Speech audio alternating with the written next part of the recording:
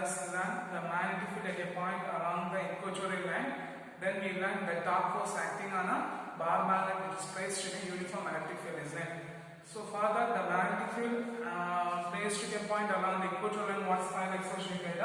B vector is equal to what is that? B vector is equal to minus mu 0 by 4 pi into Pm divided by R cube. Is it minus mu 0 by 4 pi into Pm vector divided by 4 pi into R cube will get, isn't it? Then we find the torque force acting on a magnetic field. So what's the final expression we get? When a torque force will be when a bar magnet will be placed in a uniform magnetic field, they experiencing a torque force because either the force will be acting on the equal and opposite direction, so they are experiencing a torque force. So the torque force experienced on a what is that? The torque force experienced on a bar magnet when it is placed in a uniform magnetic field. The torque tau is equal to what we get? Pm d into sin theta. If you write the vector form, what we get? Tau is equal to Pm vector plus B vector. Clear? Clear. So today's sessions we are going to see the potential energy of a bar magnet. What is that? The potential energy of a bar magnet placed in a uniform magnetic field. What is that? The potential energy of a bar magnet which is placed in a uniform magnetic field.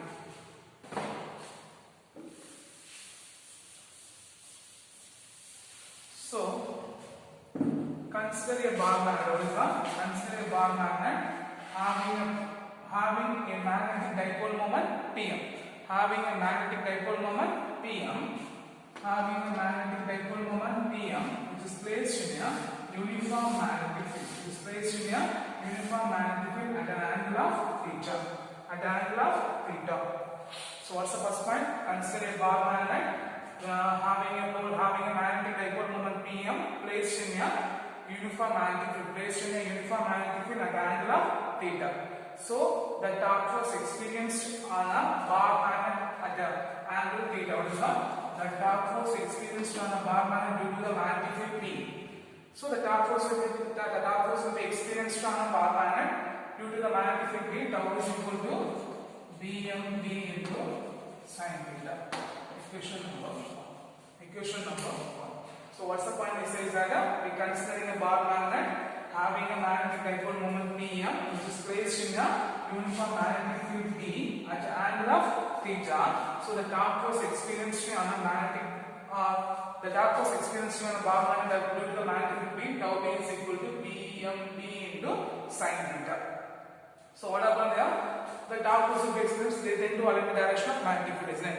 So here we know that assuming this is a bar magnet, when a bar magnet is placed in a uniform magnetic field, they tend to align in the direction of magnetic field, isn't it?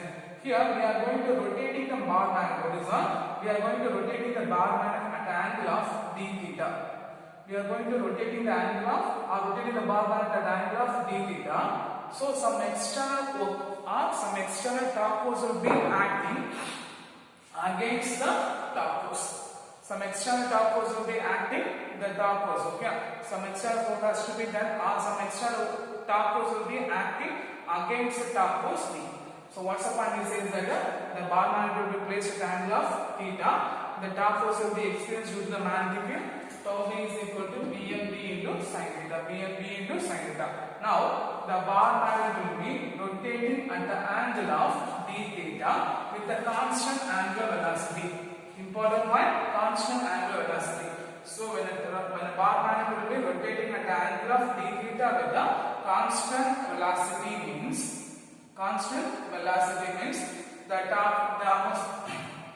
the small amount of the torque external force is some external torque force will be acting on a bar magnet. Tau external is equal to what is that? Tau external is equal to, otherwise some amount of work has to be done. What is that? Some amount of work has to be done by the bar magnet. dW is equal to tau external into d theta. Otherwise, what's the point of this? The bar magnet, what is that? The bar magnet will be rotating at the angle of d theta. Some external torque or some work has to be done by the external torque force to move an angle. So the external work done dW is equal to tau external into d theta. Clear? So don't confuse that. Some work has to be done against the external torque force, or some work has to be done by the external torque force against the torque force. So here it is moving in a constant angular velocity. So the external torque is equal to tau. External torque is equal to tau. So if you substitute that means what we get, the change in momentum dW is equal to tau into d theta. Tau into d theta. Okay. So the total work done is equal to what? The total work done by the torque force. Total work done W is equal to total work done to moving a bar magnet from the angle of theta dash to theta. Total work done to moving a bar magnet from the angle of theta dash to theta is equal to integral of theta dash to theta dW. Integral of theta dash to theta dW. Okay. So if you substitute that here means what we get, W is equal to integral of theta dash to theta. What's the left out being going find out? PMB into sin theta d theta. PMB into sin theta d theta. From angle of theta dash to theta. From here, if I take the PMB will be constant term, we taken out the integral of theta to theta dash. Sorry, theta dash to theta sin theta d theta. First, what's the integral form of sin theta? What's the integral form of sin theta? Minus cos theta. So if you substitute what we get, PMB into minus cos theta from a limit theta dash to theta. So you have to substitute the upper limit minus lower limit, isn't it? So if you substitute the upper limit minus lower limit means what you get, PMB. So minus of PMB into cos theta minus minus plus PMB into cos theta dash. So here the work done will be stored in the potential energy. What is that? The work done will be stored as what is that? The work done by the bar magnet will be stored as a potential energy in a bar magnet. So it will be represented. The work done will be represented by potential energy U minus of PMB into cos theta plus PMB into cos theta dash. PMB into cos theta dash. For reference point, what is that? For reference point, we take as the theta dash is equal to 90 degree. For reference point, the theta dash is equal to 90 degree means what we get, the cos 90 degree is equal to 0. So U is equal to, the potential U is equal to minus PMB into cos theta. Okay. So if you write the vector form is what we get, U is equal to minus PM dot minus PM vector dot d vector. Minus PM vector dot d vector. Clear? So what are the point here we say is that we considering a bar magnet, we are assuming a bar magnet. What is that? We are assuming a bar magnet, considering bar magnet placed in a uniform magnetic field. So when the bar magnet will be placed in a uniform magnetic field, having a magnetic dipole moment of Pm at the angle of theta. So when it is placed in a uniform magnetic field means they experiencing a torque force. So the torque force experienced by the magnetic field tau P is equal to BMB sin theta. Okay. So here we are moving or we are rotating the bar magnet at the angle of d theta. We are rotating the bar magnet at the angle of d theta against the torque force, isn't it? So some external force or some work has to be done by the external torque force. What is that? Some work has to be done by the external torque force. The work done dW is equal to external torque force into d theta. Here we are rotating the bar magnet with the constant angular velocity. So the external torque force is equal to the torque force due to the magnetic field.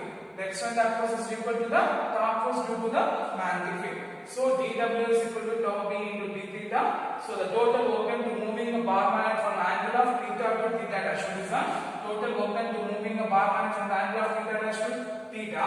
So W is the integral of theta dash to theta into dW. So we substitute the formula BMB into sin theta d theta. BMB is the constant and we take it outside. The integral form of sin theta is equal to minus cos theta. We are going to substitute the upper limit minus lower limit. Then we can write also like this, okay? Minus of PMB into cos theta minus of minus PMB into cos theta dash. So minus into minus plus, okay? So work done is equal to minus PMB cos theta plus PMB cos theta dash, okay?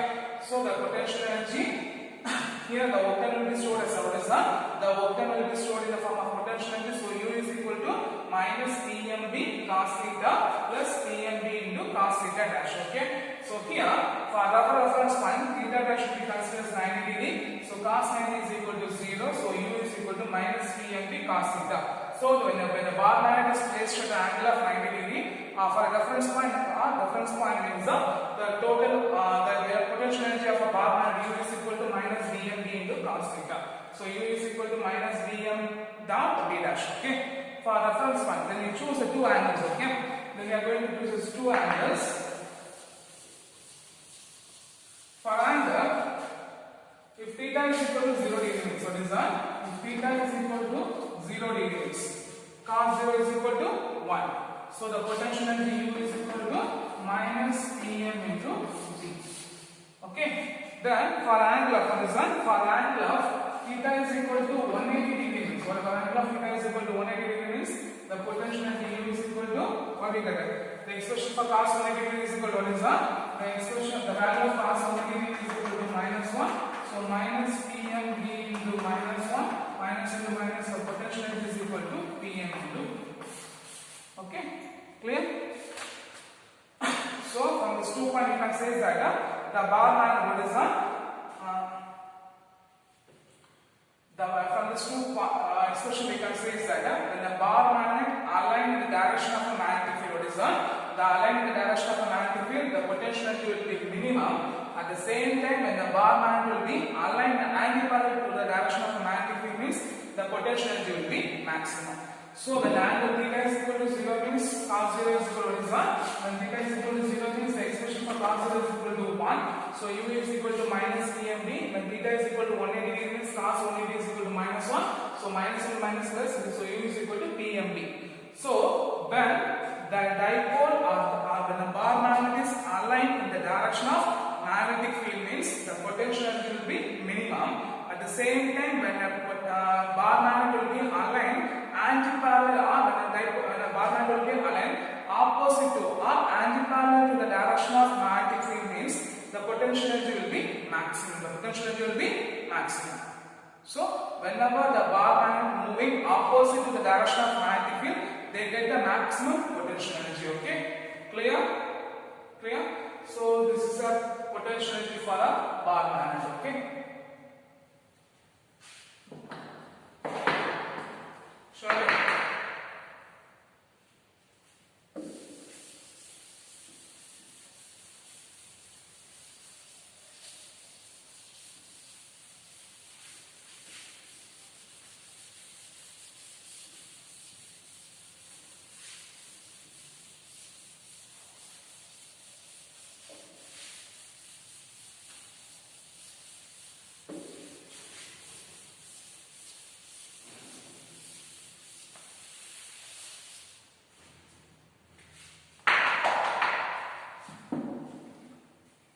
Next one is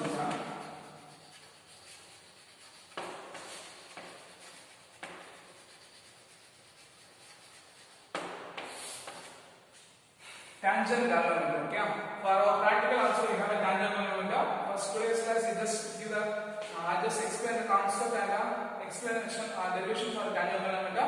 When we are moving to the practical, I will show the instruments. Okay, I will show the instrument. Okay. So the next one is a tangent galvanometer. Guys, what is the galvanometer? What is the galvanometer? Galvanometer is an instrument which is used to detect the flow of current. What is galvanometer? Galvanometer is an instrument which is used to detect the flow of current. So tangent galvanometer is an instrument. What is that? Tangent galvanometer is an instrument which is used to measure the current. Okay. So what's the purpose of using tangent galvanometer? Tangent galvanometer is an instrument which is used to measure the current. Okay. Okay. So what is the tangent galvanometer? Tangent galvanometer is an instrument which is used to measure the current.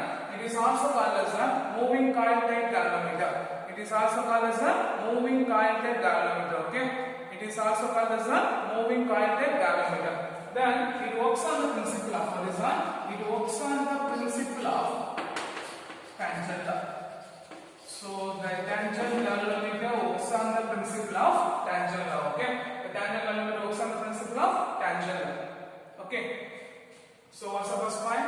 What's the purpose of using galvanometer? Galvanometer is an instrument which is used to detect the flow of current. Here we are using tangent galvanometer. Tangent galvanometer is an instrument which is used to measure the current. It is also called as a moving coil type galvanometer.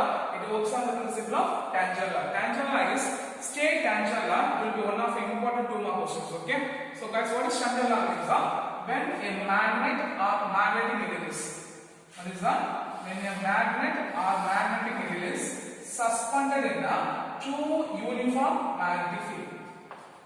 Two uniform magnetic field. Okay, a bar magnet or magnetic needle will be suspended in a two uniform magnetic field.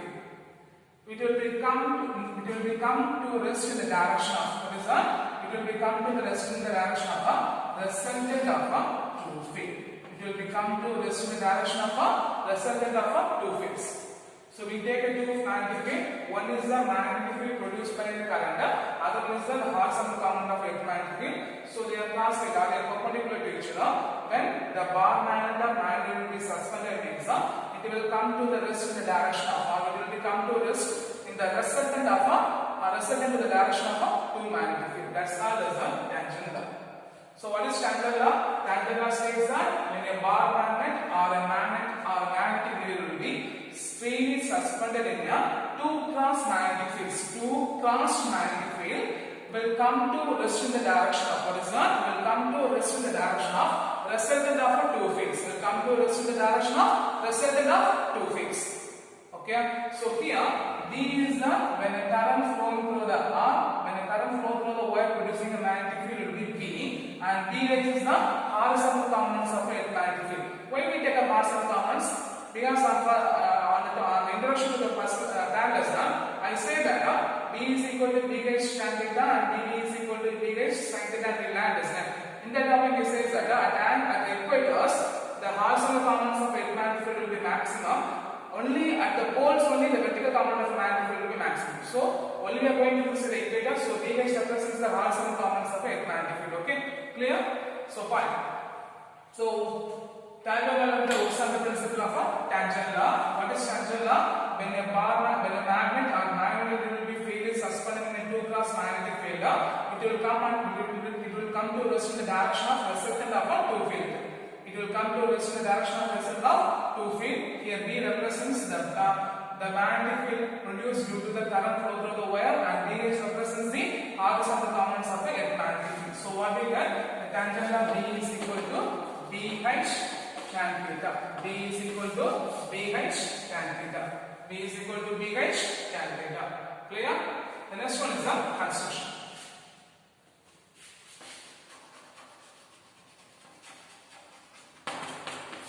Okay, construction. It consists of what is that? The tangent law consists of a copper coil of wire. What is that?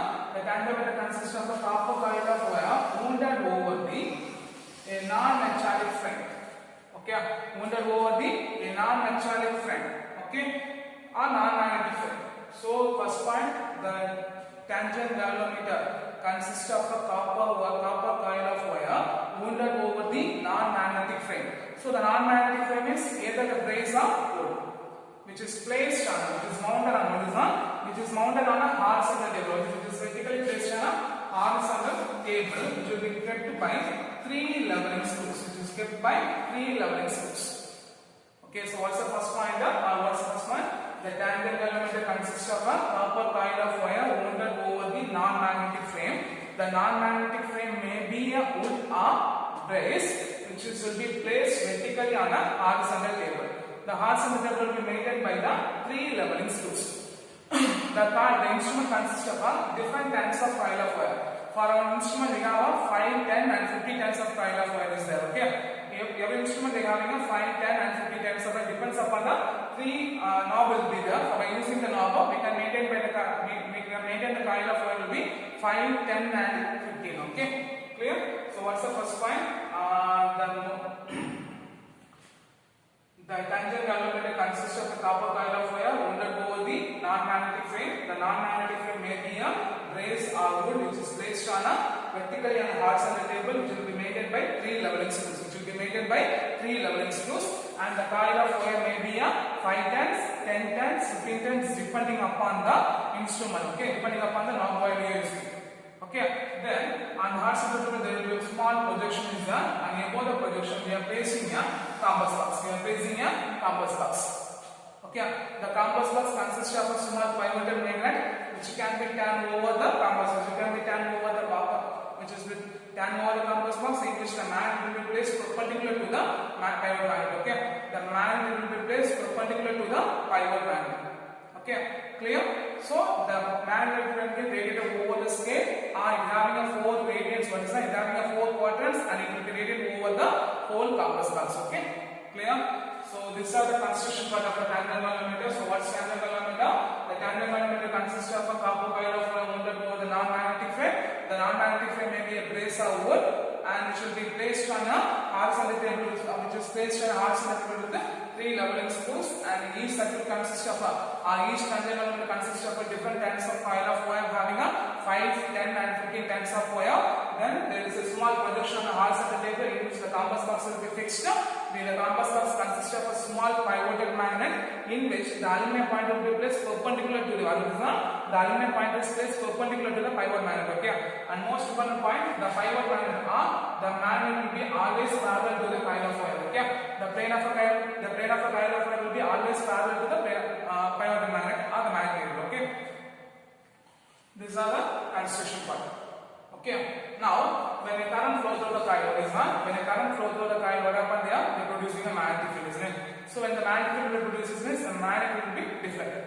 So this will be a theory part. So say the theory part, theory of the expression part. Okay, so what's the point means? When there will be no current flow through the coil, what is that? When there will be no current flow through the coil, the compass box, the magnet will be aligned in the direction of what is that? The magnet will be aligned in the direction of plane of a coil. The magnet will be aligned in the direction of magnetic plane of a coil. When a current flow through the coil, what is that? When a current flow through the coil, the magnetic field will be deflected, will come to rest in the direction of resultant of two fields. What are the field is that? One is that when a current flow through the coil producing a magnetic field, and the other one is the horizontal components of a magnetic field. So what we get? B is equal to, by using a tan theta, B is equal to BH tan theta. B is equal to BH tan theta. B is equal to BH tan theta. Now, here we are stating a circular coil, isn't it? So when a current flowing through a circular coil having a radius of r means, when a current flowing through a circular coil having a radius of r means, the magnetic field B is equal to mu 0 Ni divided by 2r.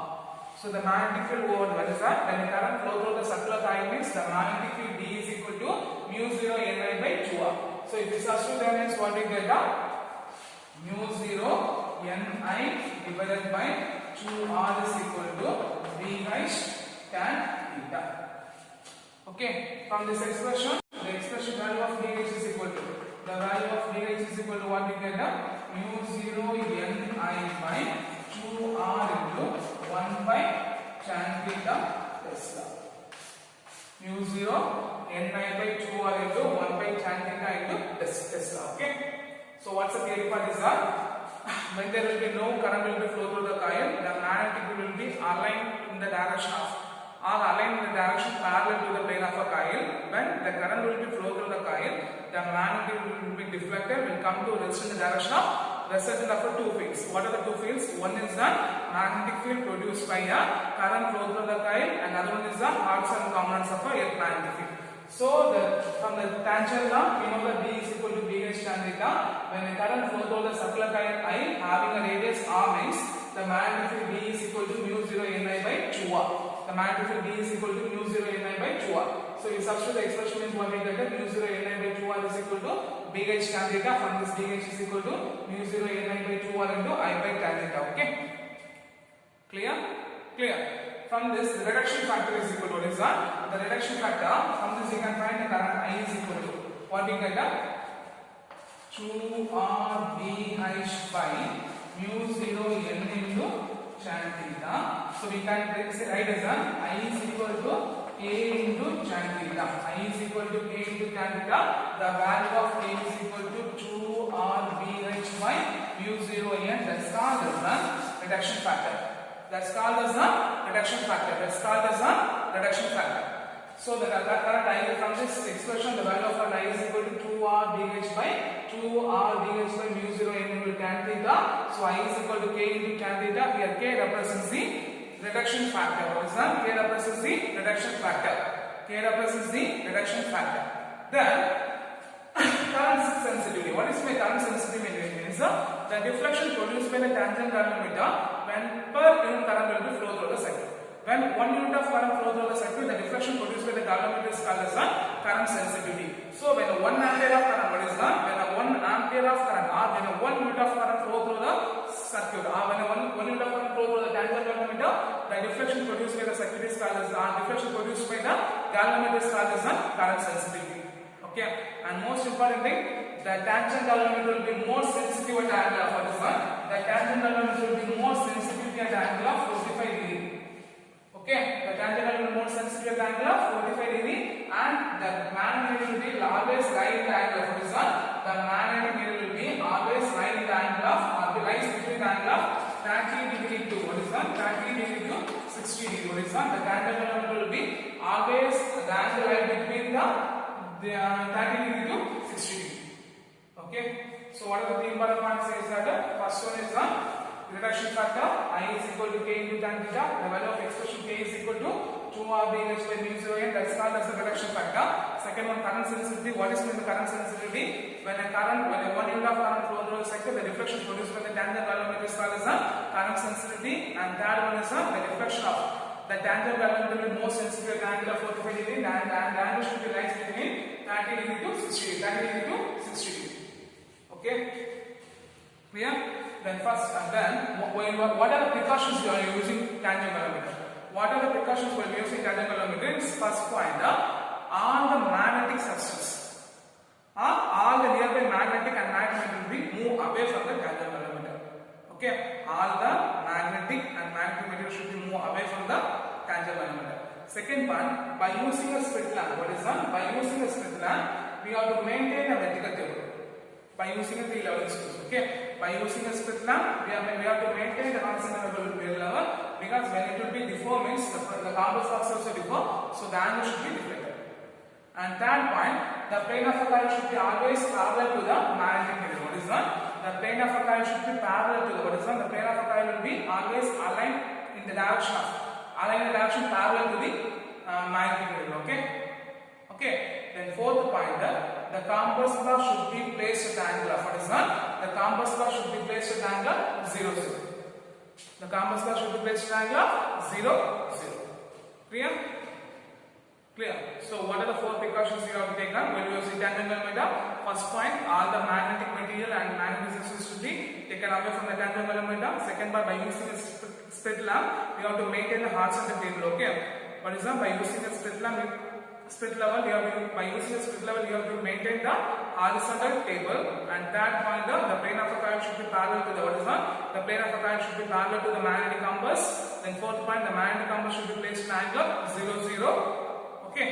So these are the important parts of a tangent galvanometers. Okay. So shall we go for one time? So what is tangent galvanometer? It's a tangent galvanometer is an instrument which is used to measure current. Okay. It is also what's the principle is that it works on the principle of tangent law. So what is tangent law? When a magnet or a magnet will be freely suspended, what is that? When a magnet or a magnet will be freely suspended, it will come to rest in the direction of reception of 2 fields. What are the 2 fields? One is the field produced when a current will be flow through the wire. Other one is the horizontal components of a electromagnetic field.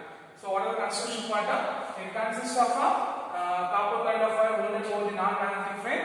The non-magnetic frame may be a brace or a wood, and in which it should be the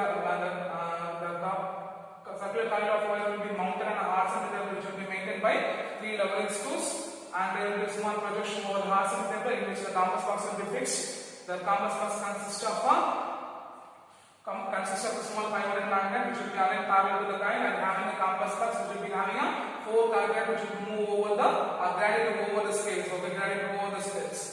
Then theory, when there will be no current flow through the coil, the magnetic compass will be aligned parallel to the plane of a coil. When the current will be flow through the coil, it will be deflected. So deflected by the 2 fields. What are the fields? One is the current flow through the coil of wire. Other one is the horizontal components of a magnetic field. So we take a coil of wire having a current I, having a radius R, and the current will be flow through the coil of wire. The magnetic field B is equal to mu 0 Ni by 2R. So we substitute that from this from the horizontal components of magnetic field DH is equal to mu 0 Ni by 2R and I by tan theta. Okay. From this the reduction factor I is equal to K into tan theta. The expression for K is equal to 2 2r being explained mu 0 into n. Then next one is the current sensitivity. The galvanometer will be sensitive to the angle of what is the galvanometer will be sensitive to the angle of 45 degree and the angle should be lies between the 30 degree to 60 degree. So what are the precautions taken while using a tangent galvanometer? We are using the 4 precautions. First one is all the magnetic and magnetic sections should be, all magnetic material should be moved away from the tangent galvanometer.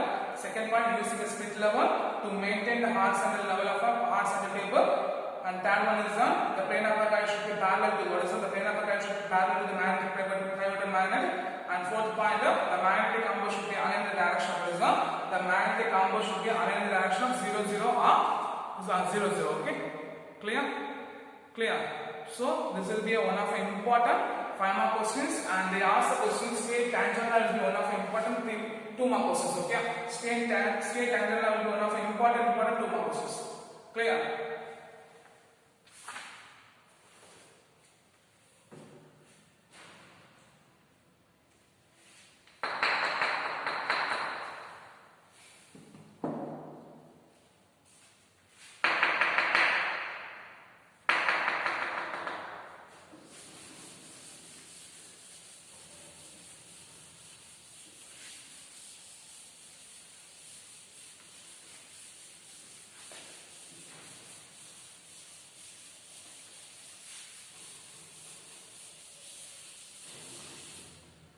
The next one is the magnetic properties. Okay, we know that all the materials are non-magnetic. Sometimes all the magnetic materials are not behave in the same manner. So next one is the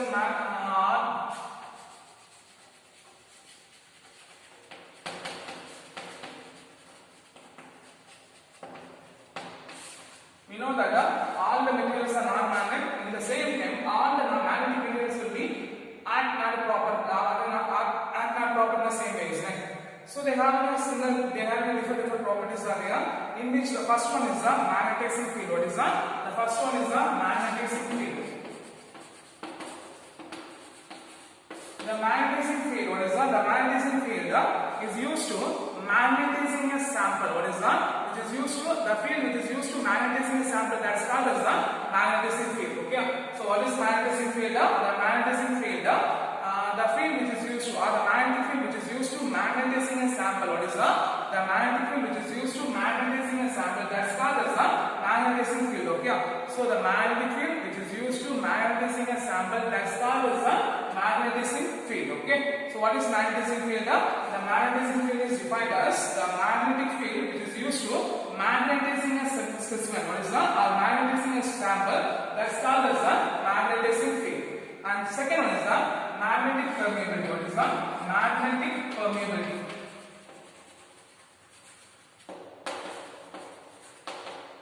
The magnetic permeability is defined as what is that? Is measure of ability of a material allow the magnetic field lines pass through it. Okay.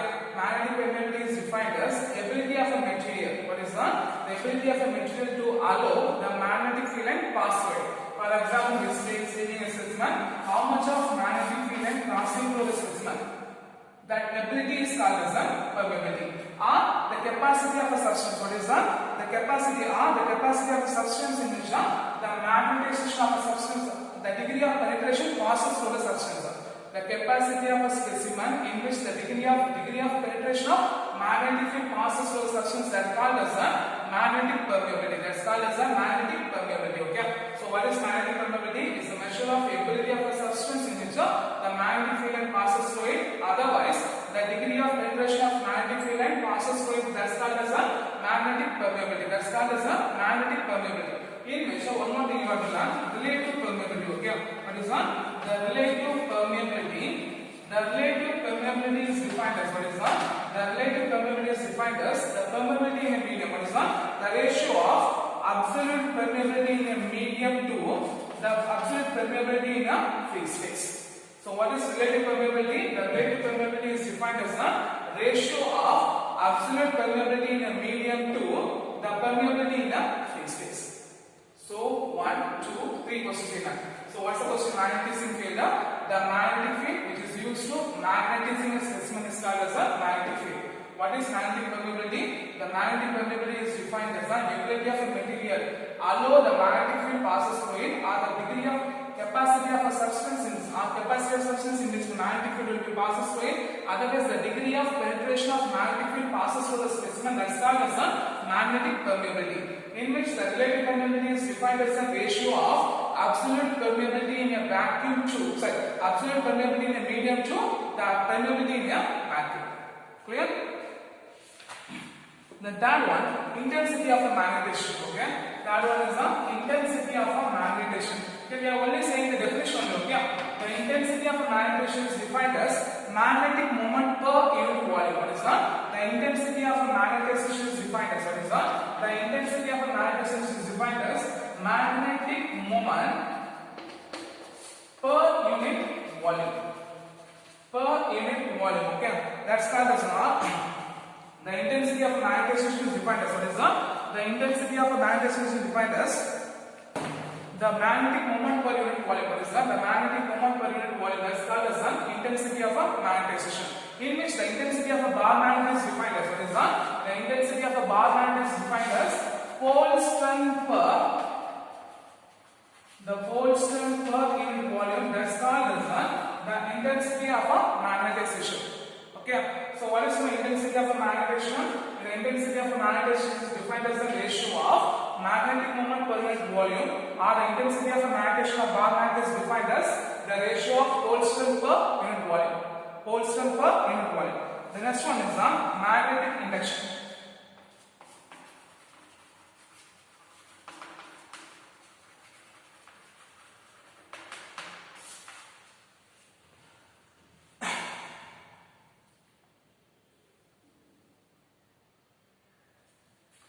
So the magnetic induction is defined as what is the magnetic induction is defined as the sum of a magnetic field produced in a vacuum due to the magnetizing field.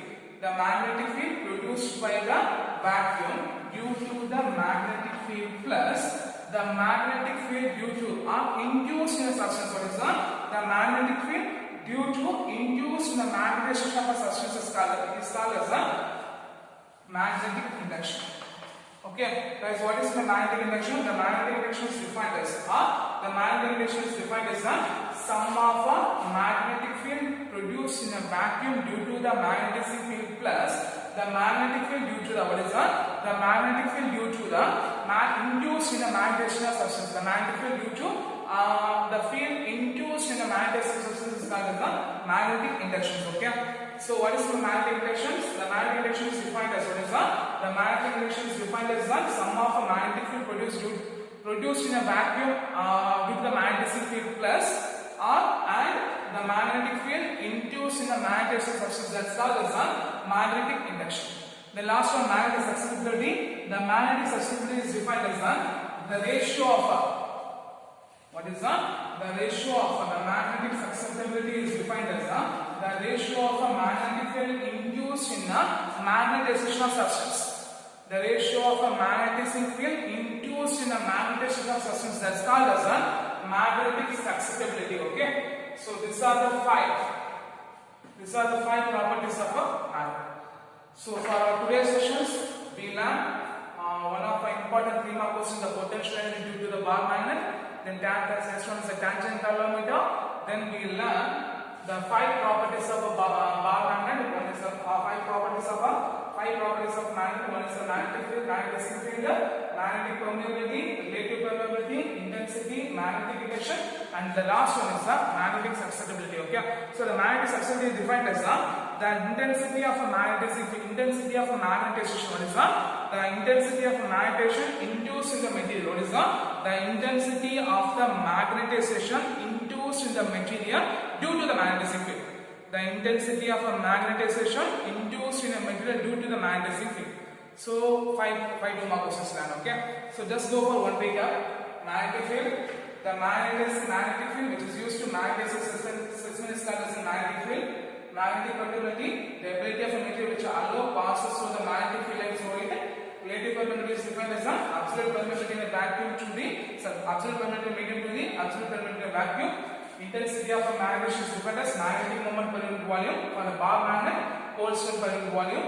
Magnetic induction is defined as the sum of the magnetizing field producing in a vacuum due to the magnetizing field plus the magnetizing field induced in the magnetization of a substance. The last one is the magnetic susceptibility is defined as the ratio of the magnetizing field. What is that? The intensity of a magnetization due to the intensity of a magnetization induced in a material due to the magnetization. Intensity of a magnetization due to the material in the intensity of magnetization in the metal due to the magnetization. Okay, magnetizing field. So 2 mark question potential energy, then 5 mark question tangent colorimeter. There are some 2 mark questions the tangent law, then 5 2 mark questions. Okay, from this topic you can expect one important 2 mark questions. Okay, clear? So you should be learn very clear guys. Thank you.